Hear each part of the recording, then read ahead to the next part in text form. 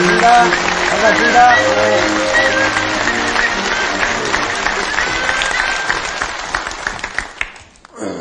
또 일주일 만에 그 정다운 얼굴을 이렇게 만나게 되니까 이제 너무 마음이 편합니다. 이제 광주 와서 강의하는 게 이렇게 어렵게 느끼질 않아요.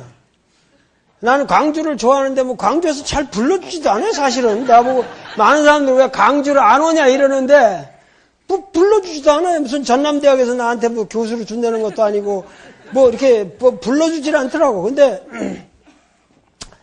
하여튼 광주는 지금부터 그야말로 그 문화 수도로서 우리 민족의 문화 수도로서 책정이 되었고 거기에 대해서 예산도 지금 책정이 돼 있고 어떻게 정말 광주를 우리 민족의 문화의 수도로 만드느냐 이거는 여러분들과 나의 손에 있는 겁니다. 우리가 같이 뭔가 정말 광주를 우리 민족의 문화 수도로 만들려면 우리는 과연 무엇을 해야 되냐 이것에서 내가 생각하기에 정말 우리 광주 사람들은 우리 광주의 역사를 알아야겠다.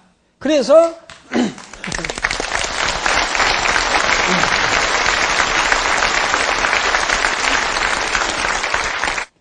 그런데 오늘 주제는 우리 민족의 이 역사, 이 근대사의 그 문제를 좀 파자 이거예요. 그래서 내가 하는 유명한 명제가 뭐냐면 모든 역사는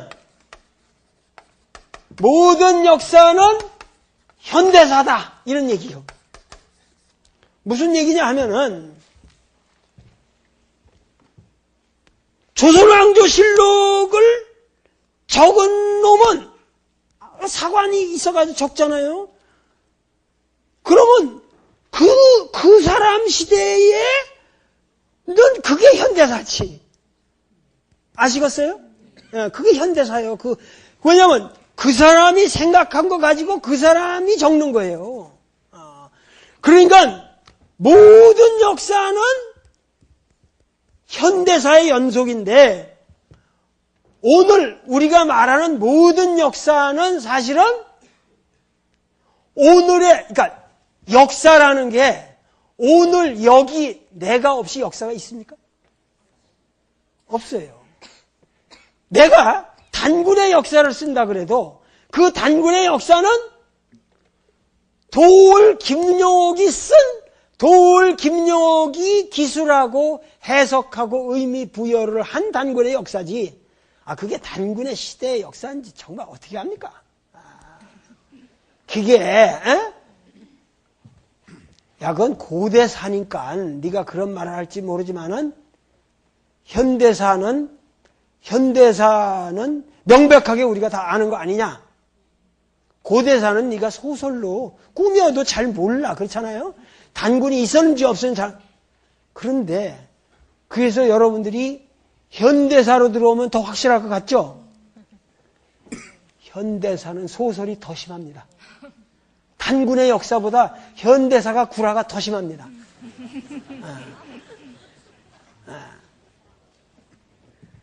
광주 사태가 일어날 때만 해도 어디가 제일 먼저 불탄 줄 아십니까? 광주 MBC가 이게 불탔어요. 그렇게 어마어마한 역사가 벌어지고 있을 때 팝 가수만 떠들고 팝 가수들 노래만 나가고 뽕짝만 나갔어요. 그냥 태워버렸지. 그 광주 MBC에 내가 와서 이런 강의를 한다는 이 역사의 변화를 한번 여러분들 생각해 보세요. 현대사라고 해도 현대사라고 하는 것은 거짓말이 더 심합니다. 응? 자, 하나의 예를 들어볼까요? 아주 그냥 빨리 시작을 해야겠네.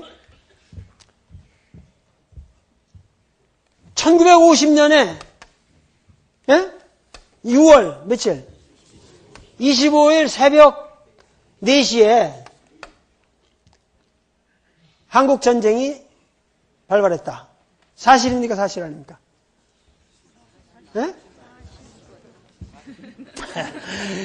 자꾸 내가 이거 하도 내가 그 철학자가 궤변을 잘 피는 것 같지 내가. 근데 그게 사실일 것 같지만 사실이 아닐 수도 있어요. 그게 사실이 아닐 수도 있어요. 1950년 6월 25일 새벽 4시에 백령도 뭐 저쪽으로 해서부터 뭐 해가지고 어떻게 전쟁이 시작됐다. 사실일 것 같죠? 과연 한국전쟁이라는 건 뭐냐? 여기 이제 한국전쟁이 발발했다 그럴 때 한국전쟁이라는 게 뭐냐? 그때 발발한 것을 한국전쟁이라고 말할 수 있느냐? 자, 더 심하게 들어가면은 여러분들 생각해. 6.25 6월 25일 날 그러면 이게 전쟁이 일어났으면 어떻게 일어났냐? 이걸 기술해야 될 거 아니에요. 그럼 그때 나오는 게 무슨 말이에요? 북침이냐 남침이냐? 나오죠? 그러면 6월 25일 날 김일성이가 내려온 거예요? 이승만이가 쳐 올라간 거예요? 남침이냐 북침이냐? 이런 문제 가지고 한국전쟁을 말한다면 이 한국전쟁은 의미가 없다는 거예요. 내가 말하는 것은 고로 1950년 6월 20일 한국전쟁이 발발했다라는 얘기는 철학적으로 아무 의미가 없어요. 왜? 한국전쟁이라고 하는 것을 역사적으로 여러분들이 이해할 적에 6월 25일 날 한 시점에 일어난 것으로 얘기하면은 한국전쟁의 의미가 없어진다 그런 얘기예요. 그런 역사는 쓸 필요가 없어요. 그리고 남침이냐 북침이냐? 북침했을 것 같아요? 남침했을 것 같아요? 궁금한 문제죠. 그러나 이러한 문제에 대해서도 다각적인 공평한 접근이 필요합니다. 왜? 지금 옛날에는 중국이라든가 러시아의 스탈린 문서라든가 모택동 문서가 옛날에는 공개가 되질 않았어요. 근데 최근에 와서 그런 것이 다 공개가 됐습니다. 사볼 수가 있어요, 우리가. 카피를 떠다볼 수가 있거든요. 그래가지고 여러분들이 몰랐던 어마어마한 사실들이 지금 다 밝혀지고 있습니다. 이러한 것들이 우리 민중에게 아직 전달이 되고 있질 않아요. 자, 그러면 1950년 6월 25일 날 한국전쟁이 일어났냐 안 일어났냐의 문제는 나는 역사를 이렇게 봐서는 아니 된다는 거예요. 나는 한국전쟁을 얘기한다면 한국전쟁은 1945년 8월 15일 날 일어났다고 생각합니다.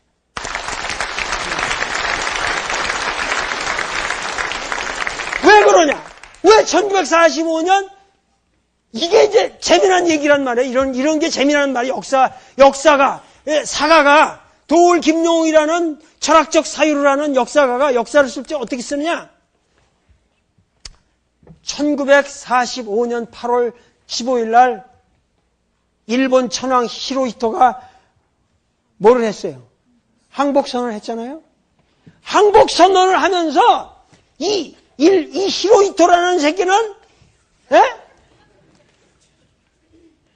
역사에서 싹 빠진 거예요. 무슨 얘기냐면은 일본이 명치 유신으로부터 시작해가지고 일본의 제국주의를 1세기 동안 일본 놈들이 1세기 동안 일본의 제국주의를 하면서 일본이 제국주의를 한 모든 지역에 대해서는 전쟁의 불씨를 다 뿌렸어요. 친일파.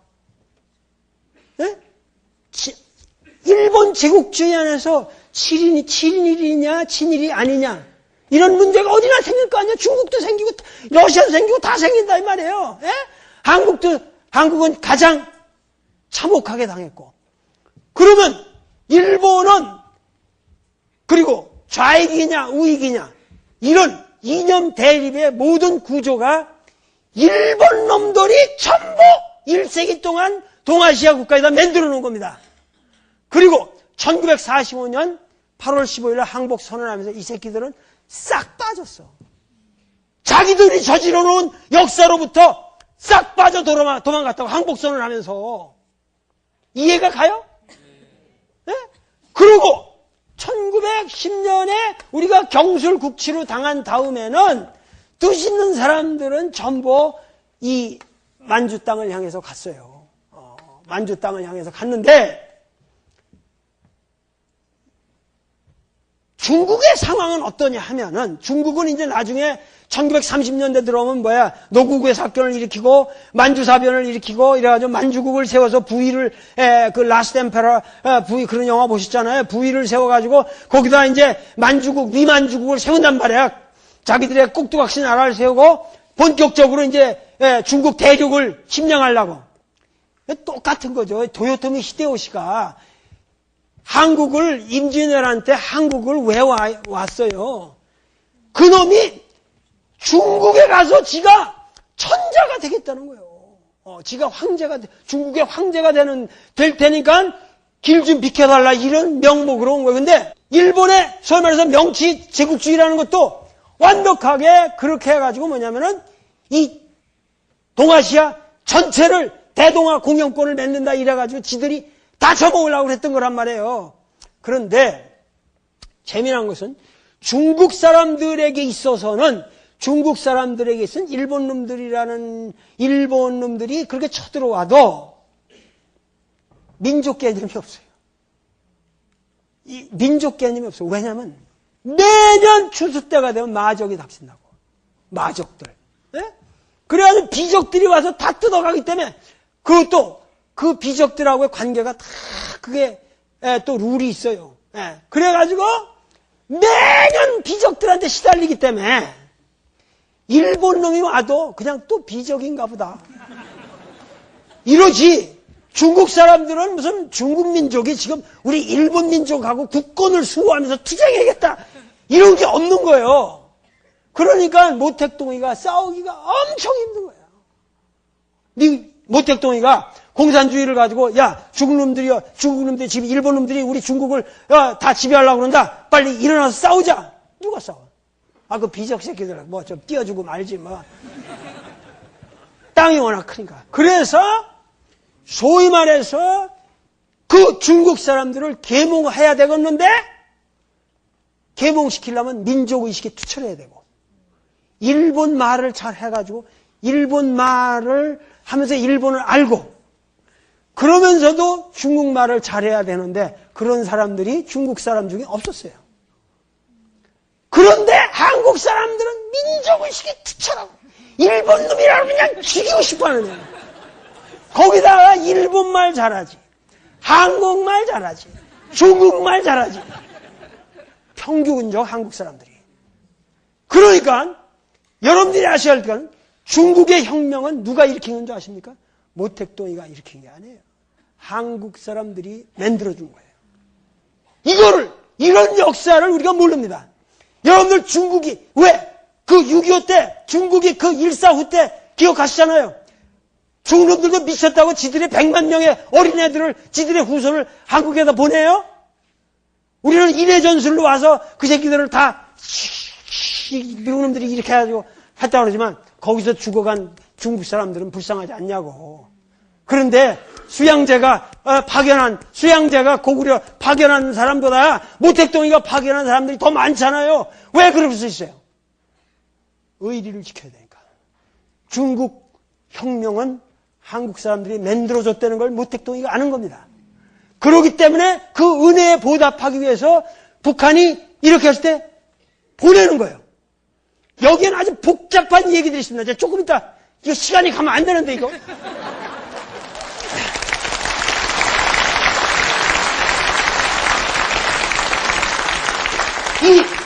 여러분들이 이 숨은 역사, 우리 민족의 이 숨은 역사를 알아야 돼. 러시아 혁명을 레닌이 일으킨 줄 알아요? 그 연해주에서 볼셰비키 혁명을 성공적으로 일으킨 건 전부 한국인들이 해준 거예요.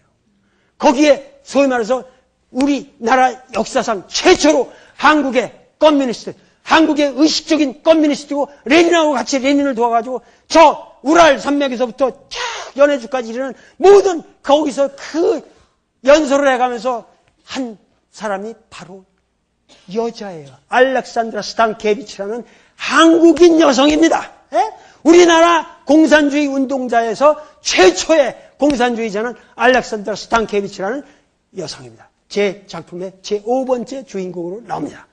그러니까 러시아 혁명, 중국 혁명, 한국 사람들의 근대 민족의 순환이 없이는 이해가 안 됩니다.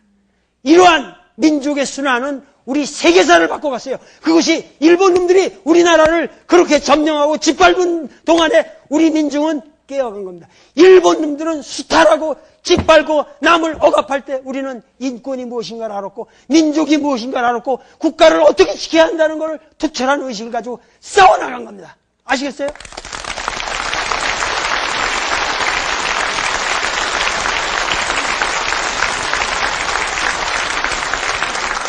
그래가지고 그런 혁명 정신을 가지고 그렇게 대륙에서 휩쓸면서 말 탈면서 그 수많은 독립운동가들이 있었습니다.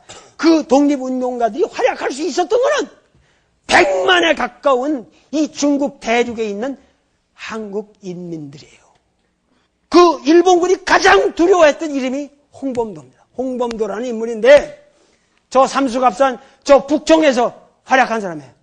그 부인이 북청 여자라서 그쪽에서는 원래 이 사람은 평양 사람이에요. 그런데 이런 그 홍범도 부대 같은 것도 뭐냐면은 그 나타나면 그냥 쏘면은 그냥 이 사람들은 행복한 거야. 왜냐면 호랭이 잡은 것처럼 호랭이 잡으면 고기 먹지 가죽 쓰지 뭐 예를 들면 일본군 하나 보면 그냥 쏴져 잡으면은 그거 옷 뺐지 뭐 군화적 해야지 거기서 시레이션 박스 나오지 뭐 해가지고 탄환 나오지 권총 나오지 완전히 물자를 일본 놈들 포획해가지고 죽여가지고 사는 거예요. 그러니까 홍범도 부대는 아주 무섭습니다. 그러니까 그 한국 군인들의 가장 문제가 뭐냐면은 이게 없는 거야. 잡아도 일본 한국 사람들을 죽이고 나면은 식량이 없는 거예요. 한국 사람들이 뭔 시레이션 박스를 어디서 누가 만들어 주겠습니까?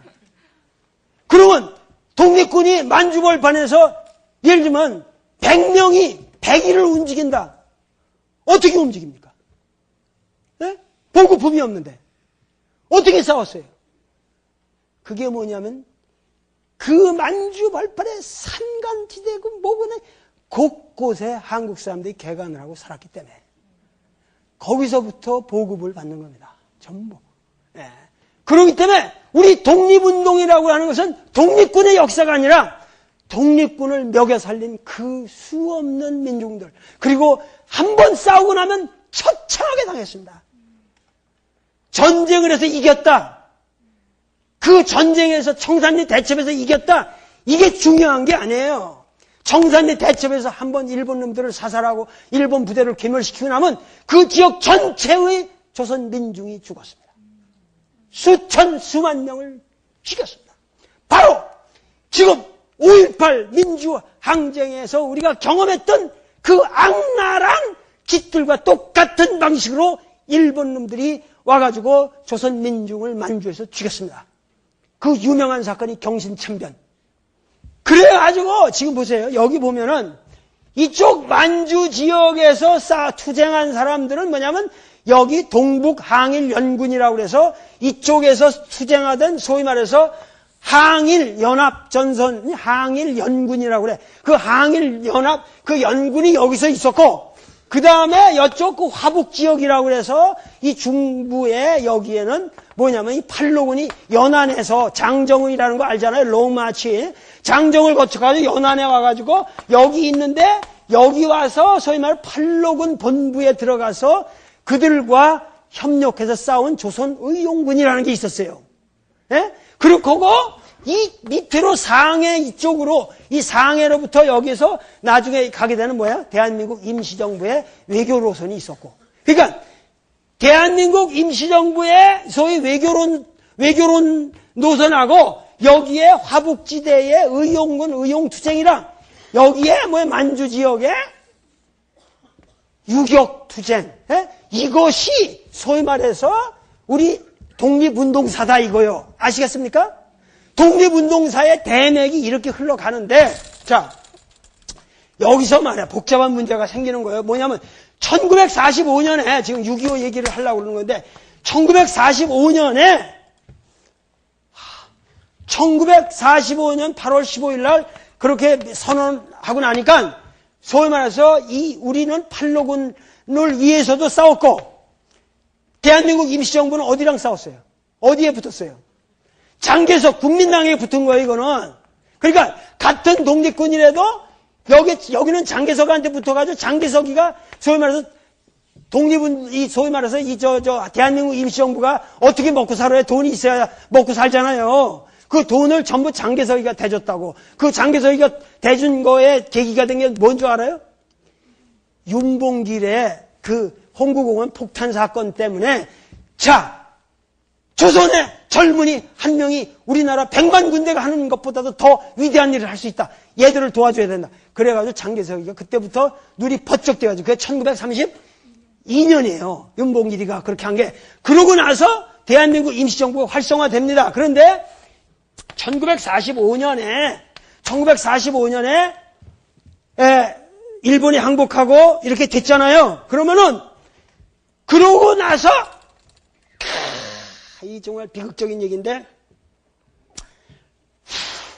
중국이 만약에 그때 통일이 되어 있었다면 모택동이나 장개석 누구 한쪽으로 통일이 되어 있었다면 우리나라가 분열됐겠습니까? 안 됐겠습니까? 안 되는 겁니다. 왜냐하면 우리가 1945년 8.15 이후의 상황이라고 하는 것은 바로 중국이 국공 분열해서 내전이 시작된다는 거예요. 그러니까는 소위 말해서 아까 말했던 6.25는 동아시아의 내전 상황의 한 고리일 뿐이에요. 무슨 얘기냐면은 여기에 이 중국이라는 게 내전으로 들어가게 되면서 이쪽에 뭐예요? 팔로군하고 연안을 중심으로 한 모택동이가 그 유명한 모순론, 실천론 모든 걸 써가면서 이걸 지도합니다. 그래서 하지만 그 당시 말이야. 이 강력한 국민당 장개석 군대는 미국의 지원을 받았고 돈이 엄청났고 부대 수도 엄청났고 중국 팔로군과 국민당 군대의 비율이 10대 1도 안 됐다고. 그 세력이. 그런데 누가 이겼어요? 모택동이 이겼지 않습니까? 그러면 1945년 8월 15일부터 1949년 12월 1일 날 천안문에서 모택동이가 중화인민공화국을 선포할 때까지 바로 그 국공내전의 그 처절한 시기가 우리나라 민족의 가장 비극적 시기가 된 겁니다. 아시겠죠? 네? 그 상황에서 봐요. 그 상황에서 결국 한국전쟁은 어떻게 일어난 거냐? 한국전쟁은 사실은 한국전쟁이란 이름으로 이해를 할 것이 아니라 동아시아 30년 전쟁. 동아시아 30년 전쟁. 그게 뭐냐면 1945년 8월 15일부터 1975년 미국이 월남에서 물러날 때까지 동아시아는 뭐냐면 일본이 지배했던 지역의 전체가 전쟁에 휩싸인 거예요.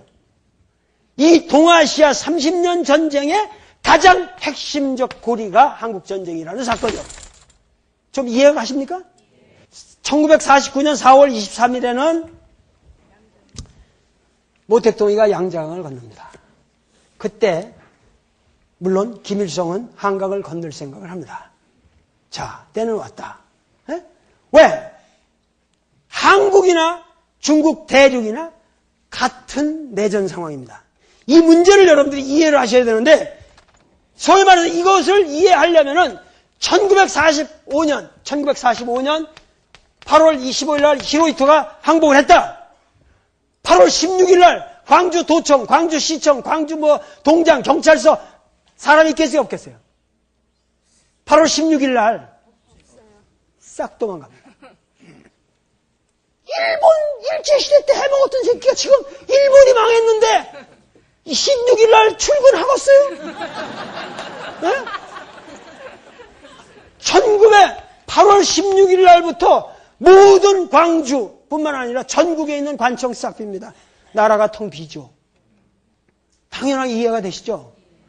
그렇게 되면은 어차피 광주 꽃윤이라는 거 기억하시죠? 여러분들 1950년 5월 21일부터는 벌써 우리가 22일부터는 완전히 자치위원회가 성립돼가지고 뭐냐면 우리 스스로 질서를 지키자.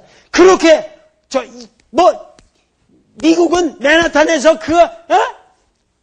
전기 정전 한 번 됐는데 그렇게 어마어마한 약탈이 일어났는데 우리는 광주 인민들은 그렇게 어마어마한 저기가 일어났는데도 질서 정연했고 한 명의 약탈도 없었습니다.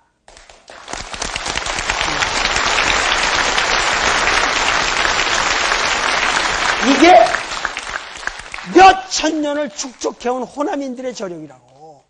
이게 마찬가지로 1945년 8월 16일부터 우리나라는 자치에 들어간다. 그런 자치, 꽃윤에 들어간다고. 우리 스스로가 그거를 갖다가 모든 우리 조선 전토가 인민위원회라는 것으로 조직이 됩니다.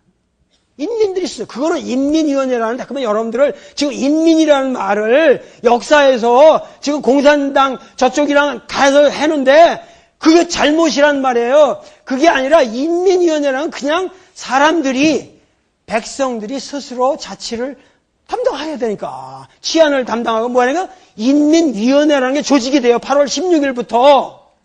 그리고 그거를 통합했던 것이 뭐냐면 일시적으로 얘기지만 그게 여운형의 건준 조직이랑 연결이 되는 거예요.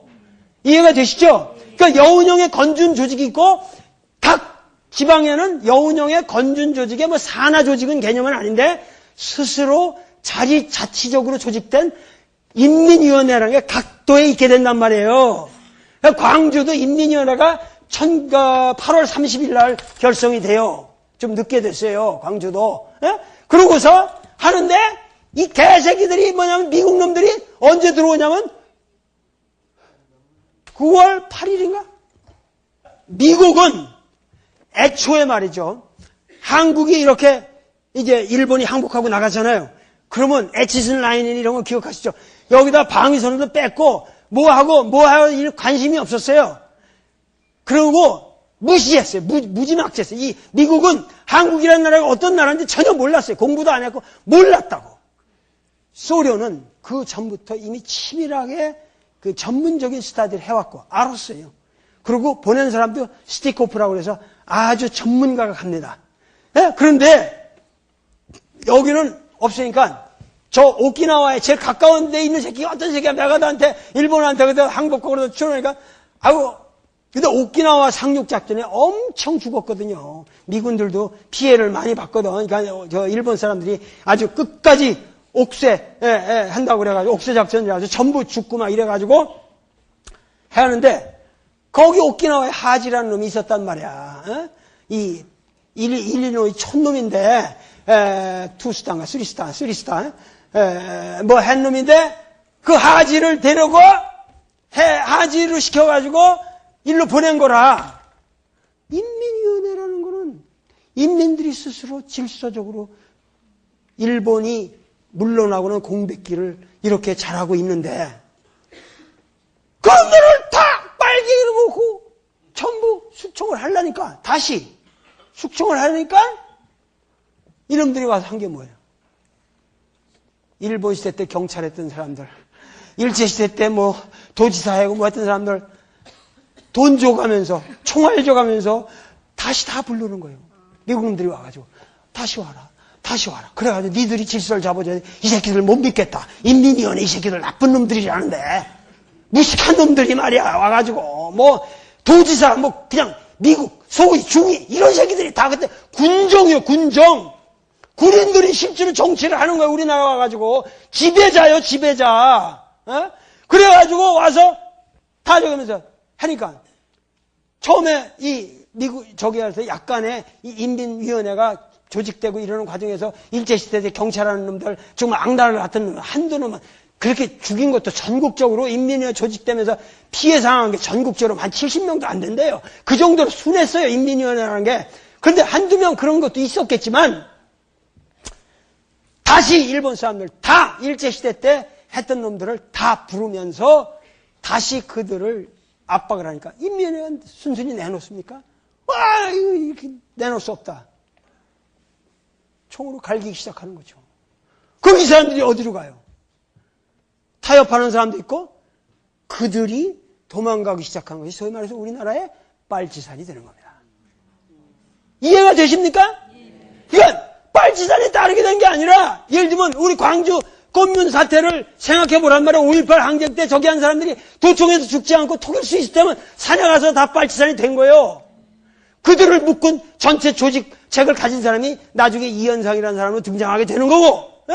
그래가지고 소위 말해서 되는데, 자, 이게 복잡해요. 그렇게 되니까 결국 우리나라는 1945년 8월부터 이미 내전 상태로 들어간 거예요.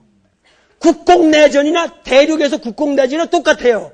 그러니까 내전 상태에서 뭐냐면은 김일성이의 형님의 판단에는 남쪽에서 고생하고 있는 이 인민들을 좀 도와드려야 되지 않냐. 이렇게 생각하는 건 당연하겠지. 나래도 야, 모택동 형님도 그 장개석이를 밀어붙여가지고 성공을 하고 천안문에서 이걸 했는데 나도 한강 건너가지고 금방 이거 해가지고 조선인민공화국을 이걸 통일국가를 선포할 수 있지 않냐? 생각할 만해요? 안 할 만해요? 할 만하죠.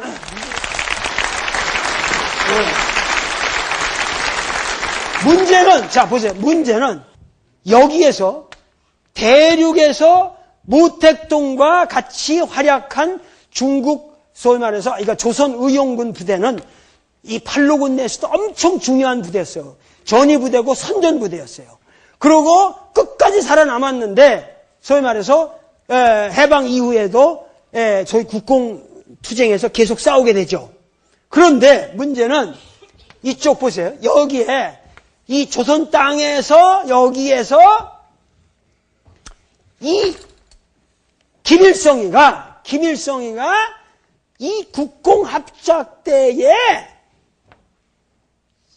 상당한 몇만 명, 소위 1947년 봄부터는 3, 4만 명의 부대를 일로 보내요. 모택동 밑으로. 그래가지고 국공내전에서 훈련을 시킵니다.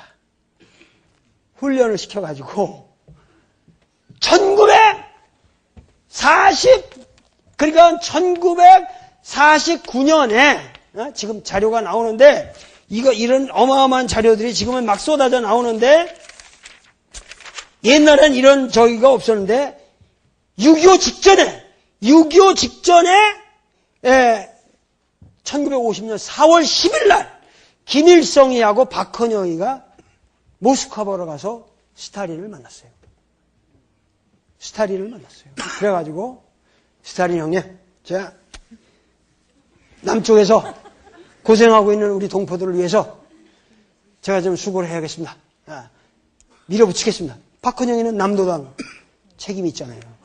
그러니까는 밀어붙이겠다.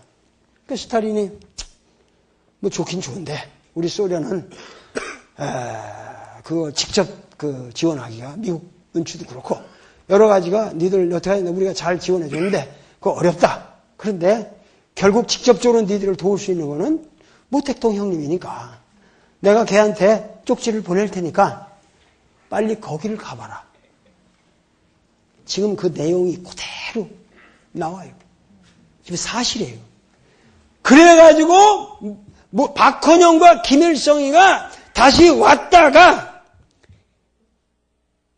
1950년 5월 13일 저녁에 모택동이한테 다시 가요. 그때 모택동이한테서는 스탈린으로부터 쪽지가 와 있었어요. 내가 얘들을 이렇게 하라고 허락을 했다. 왜냐하면 그때는 꼬민 때는 체제였기 때문에 모택동도 스탈린 눈치를 봐야 돼요.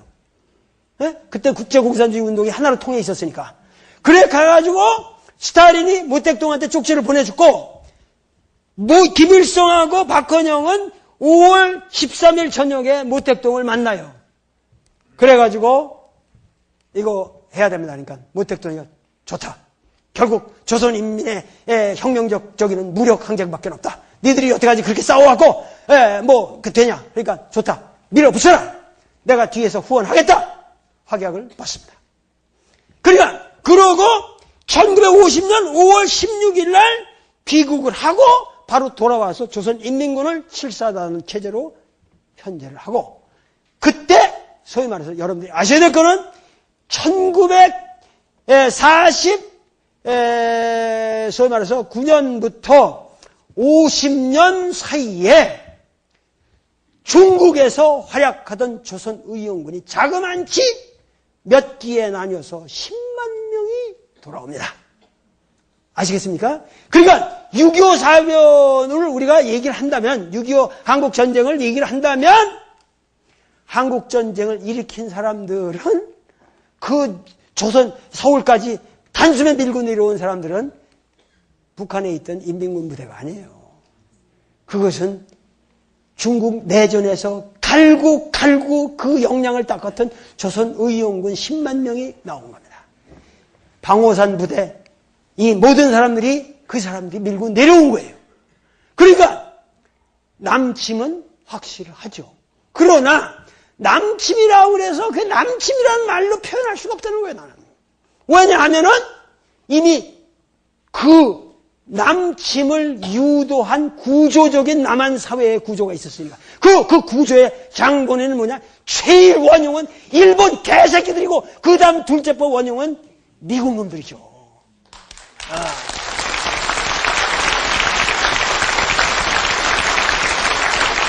그러니까 한국전쟁은 남침, 북침으로 이루어진 것이 아니라 일본의 제국주의 역사와 미국의 제국주의 역사가 만들어 놓은 이 조선 반도에서 저지른 악랄한 죄악이란 말이에요.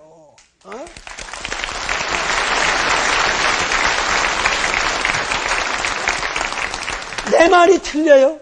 내 말이 틀려요? 그러니까 이러한 비극 속에 우리 민족은 북한, 남한 이렇게 해가지고 동족 상잔에 이런 비극을 거리지 않습니까? 그거 생각해보라고. 이 중국 대륙에서 싸우던 이런 가슴 통탄한 일이냐 말이야. 이 대륙에서 싸우던 우리 그 조선 독립군들이 또다시 뭐냐면은 이 광복군들은 우리 국군으로 들어가고, 인민군은 같은 동지들이 일본을 향해서 우리가 그 36년 동안 그렇게 피눈물 나는 노력을 기울이고 그 외적 일본을 향해서 싸웠던 우리 민족들이, 그 독립혁명 동지들이 바로 자기네 독립돼 해방된 조국의 땅에서 서로 죽이는 그런 비극이, 이 빌어먹을 6.25란 말이야. 이런 빌어먹으려면.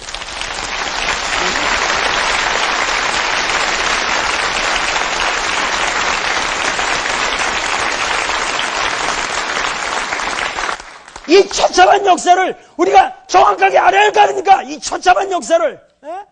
지금 광주 민중항쟁이 왜 일어났는가? 바로 이 처참한 역사가 반복되어서 일어나는 그 사건이 계속 일어나는 거란 말이에요. 무슨 얘기냐면은 우리의 찬란한 독립운동사의 결말이 이렇게 참혹한 동족 상잔의 비극으로 끝나고 말았고, 그렇기 때문에 우리는, 조선의 민족들은 6.25 이전의 역사를 생각하기 싫어하는 겁니다. 조선 독립운동에서 누가 어떤 공을 세웠든지 간에 그들의 역사의 도덕성이 우리에게 전달이 안 되는 거예요. 왜? 다 잘못한 거예요. 이승만도 정말 천하의 죽일 놈이고, 김일성도 오판을 해도 한참 오판했고, 도대체 여순산 순천 사건이 뭐냐? 소위 말해서 이쪽 아까 말한 인민위원회가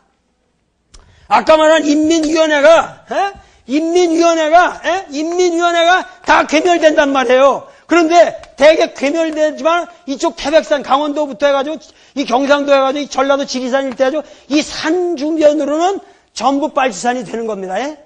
빨치산이 되는 거. 근데 가장 안전한 데가 뭐였어요? 제주도가 인민위원회가 끝까지 버텼어요. 제주도가. 왜? 여러분들이 제주도 그러면 제주도에서 4.3 항쟁, 제주 4.3 항쟁, 여러분들 잘 이해가 안 가요. 1948년인가?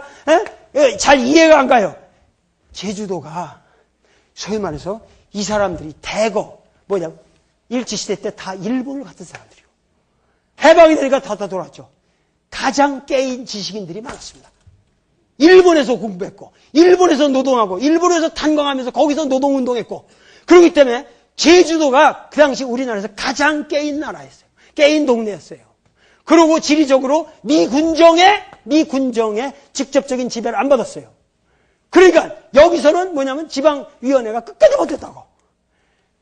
그러니까는 뭐냐면 서북 청년단을 보내가지고, 야? 여기서 북한에서 내려온 이 개 같은 이 서북 청년단 새끼를 다 보내가지고 죽이고 저기를 하니까 반발하는 거예요. 제주가 폭동이 일어났다, 밀란이 일어났다, 그러고 거기다가 이 14년 되고 가라 그러니까. 동족 상잔이냐, 반역이냐. 뭘 선택했어요? 동족 산장보다는 반역이 낫다. 그러고 반란을 일으키는 거죠. 그리고 그 반란은 단순한 제주 그 밀란에 대한 그 진압 과정에서 생긴 게 아니에요. 원래 뭐냐면 군대를 워낙 경찰과 이 마찰이 심했다 이 말이에요. 여수 지역의 그 경찰이라고 하는 새끼들이 전부 일제시대 때 특고 이 개새끼들이 아니에요 그게. 그 당시 전부 일본 경찰이란 말이에요 그게. 일제시대 하는 놈이니까 일본 경찰들이 전부 국내 치안에 주도권을 잡고 군인들을 그냥 푸대접하고 그냥 보는 데서 뭐 그냥 막 군합발 지르고 막 이러면서 행패를 부리니까 거기서 경찰하고 이 마찰이 있었어요. 그런 등등의 문제로 인해서 뒤집어지는 거예요. 그러면서 그 어마어마한 그 좌익 세력이 군대 내에 있다는 사실을 알게 되죠. 그걸 본 사람이 누군 줄 아십니까? 바로 박정희입니다. 박정희가 바로 그 당시 우리나라 군대 내에서 중요한 남노당 포스트를 가지고 있던 사람이에요. 그래가지고 저는 1963년 윤보선이랑 선거할 때 동아일보 호해가 뭐가 나왔어요? 바로 전날 동아일보 호해에 뭐가 나왔냐고, 박정희가 무기징역 여수순천 반란 사건 그거랑 관련해서 무기징역 받는 그것이 호해로 나갔잖아요. 그래서 그 다음날 박정희가 떨어질 줄 알았는데 됐어요. 그것이 오히려 더 그 사람을 당선시켰다는 거예요. 우리나라 역사가 간단하지 않아요. 나 이런 거를 텔레비에서 이런 것까지 얘기해야 할지 안 할지는 모르지만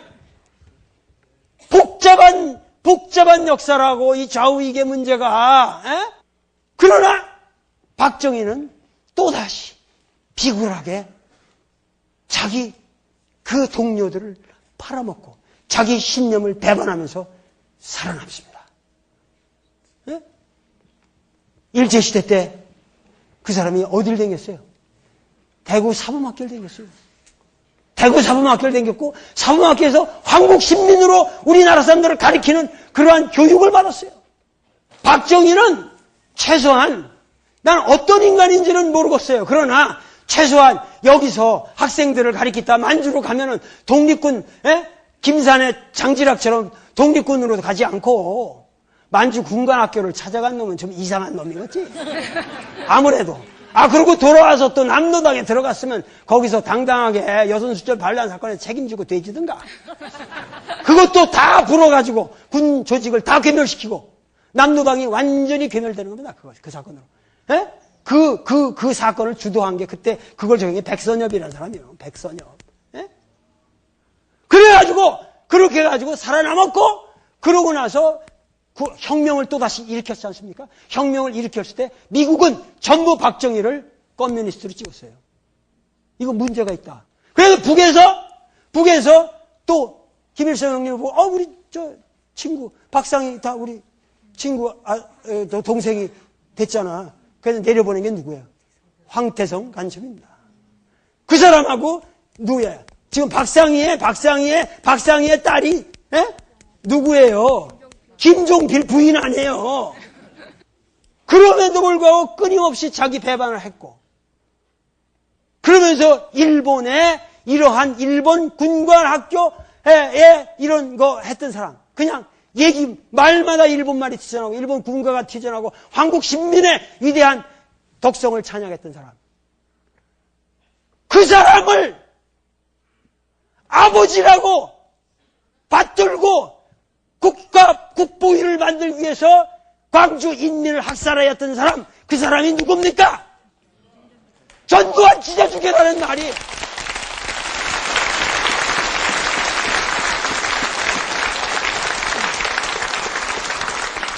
전두환 찢어주게라는 말이 왜 나왔겠어요? 왜 나왔겠어요? 그러면서 광주 인민들은 김일성이 오판하지 말라 이런 프레카트를 내걸었잖아요. 그런데 보도지침에 광주 인민이 북한에 대한 커넥션을 말하는 일체에 오판하지 말라는 이런 거 내지 말라. 왜? 이 새끼들 싹 빨갱이로 몰아야 되니까.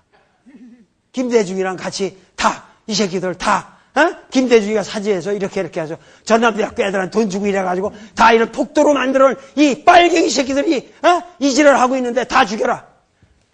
그래가지고 광주 사태를 빌면서 국보위를 만들고 그래가지고 지가 대통령 된 거 아닙니까? 거기까지가 우리 민족의 비극의 역사라는 거예요.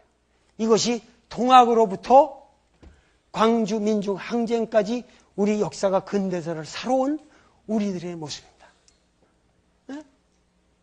여기에 여러분들 정확하게 생각하세요. 누가 잘했고 누가 잘못했습니까?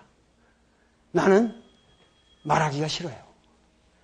내가 여러분들을 가르칠 수 있는 입장이 있지도 않고 내가 무엇인가 여기서 정의를 말할 수 있는 입장이 있지도 않습니다. 우리 모두가 역사에 대해서 죄인이고 우리 과거에 대해서 우리는 너무 뼈아픈 이러한 역사를 살아왔습니다.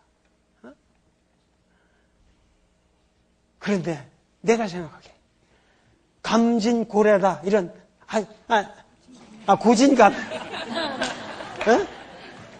내가 생각하기에 우리 민족은 너무도 뼈저리게 잘못된 역사를 살아왔고 너무도 수탈당하는 역사를 살아왔고 너무도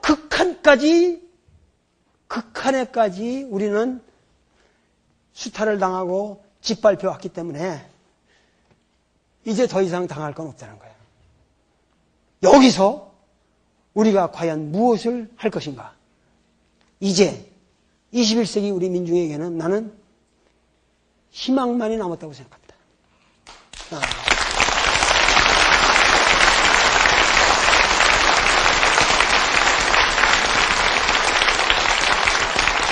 앞으로 여러분들이 올바른 의식을 가지고 올바른 역사관을 가지고 우리의 후손들에게 바른 가치관을 전하고 끊임없이 이러한 이야기를 전하고 우리 역사를 바르게 인식함으로써 많이 우리의 미래가 열릴 수가 있습니다. 그런데 우리는 여태까지 이렇게 역사를 전체적으로 포괄적으로 보지를 못했어요. 이제부터는 우리가 이렇게 새로운 역사적 비전을 가지고 우리의 미래를 만들어 가야 한다고 믿고 있고 여러분들은 분명히 그러한 역사를 만들어 가는데 이 빛 고울 광주의 사람들은 우리 민족의 빛이 되리라고 믿습니다. 감사합니다.